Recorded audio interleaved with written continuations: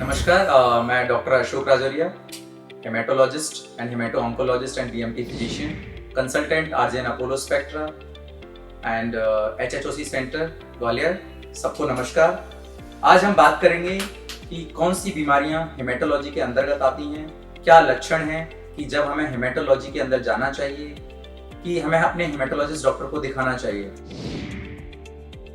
मैं आपको सबसे पहले बताना चाहूँगा कि हेमेटोलॉजी में ब्लड से रिलेटेड जितनी भी बीमारियां होती हैं, उसके जो भी लक्षण होते हैं और उनसे रिलेटेड जितनी भी संबंधित दिक्कतें आती हैं, उन सबको हेमेटोलॉजिस्ट के अंदर जो डॉक्टर्स होते हैं वो उनको देखते हैं।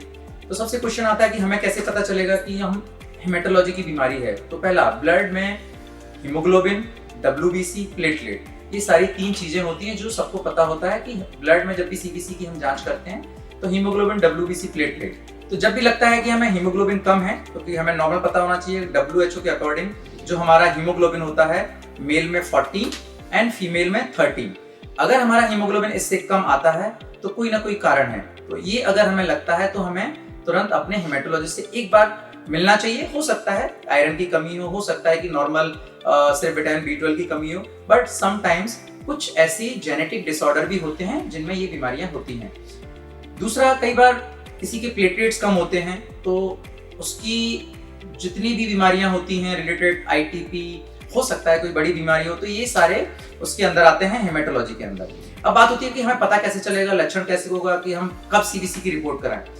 तो जब भी आपको लगता है कि हम चलते चलते थकने लगे हैं, या हम कहीं एक बार बैठे हैं और एक बार चक्कर आने लगे, कई बार लगता है कि हमारे शरीर में नीले, या कई बार नाक से ब्लड आना, अचानक सडन ब्लड आना, सिर में दर्द रहना, काफी लंबे टाइम तक सिर में दर्द रहना, हाथ पैरों में दर्द रहना, ये सारे हमारे लक्षण होते हैं कि हो सकता है खून कम हो सकता है कि प्लेटलेट कम हो। तो ये सारे लक्षण जब भी आने लगते हैं तो हमें अपने हेमेटोलॉजी विभाग में एक बार दिखाना चाहिए। कई बार बहुत सारे ऐसे पेशेंट्स होते हैं जिनको गले में गठाने होती हैं, छोटी छोटी गठाने होती हैं। तो कई बार उन गठानों की वजह से, जिनको हम लिम्फोमा बोलते हैं, उनका भी अगर जितना जल्दी हम दिखाएंगे, जल्दी जांचें करेंगे, तो उसके बाद हमें पता चलता है कि यार ये तो हेमेटोलॉजी की बीमारियां हैं, तो हमें हेमेटोलॉजी डिपार्टमेंट में दिखाएं। और ग्वालियर में हेमेटोलॉजी डिपार्टमेंट है, HHOC सेंटर और आरजेएन अपोलो स्पेक्ट्रा, जहां मैं कंसल्टेंट हूँ। वहां पर आकर कभी भी टाइम पे आप दिखा सकते हैं।